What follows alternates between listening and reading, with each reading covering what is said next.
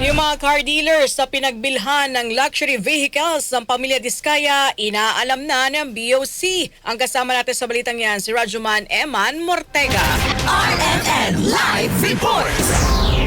Inaalam na nga ng Bureau of Customs sa BOC kung sino yung mga dealers ng pamilya Diskaya ng kanilang mga luxury vehicles sa panayam kay Customs Commissioner Ariel Nepomuceno. May pagkakataon ng pamilya Diskaya na ipakita ang mga kakulang dokumento ng mga mamahaling sasakyan para mapatunayan na dumaan ito sa tamang proseso tulad ng pagbabayad ng buwis. Dagdag pa ni Commissioner Nepomuceno, nagkusa ang pamilya na ibalik sa compound ng St. Gerard Construction General Contractor and Development Corp sa Pasig City ang mga luxury vehicles na subject ng search warrant. Ito'y matapos ang babala ng opisyal sa pamilya Diskaya na matutuntun rin ng mga luxury vehicles kahit pa itago nila ang mga ito. Sinabi pa ni Commissioner Nepomuceno, bukod sa 12 luxury car, may 2 pang ibang mamahaling sasakyan ng pamilya Diskaya ang hawak na ng BOC. Paliwanag pa ng opisyal, ninuna niya lamang ipagbuto sa pag-apply na search warrant sa 12 luxury vehicles dahil posibleng mahirapan na ang Bureau of Customs na matunto ng mga sasakyan nito kung patatagalin pa ang operasyon.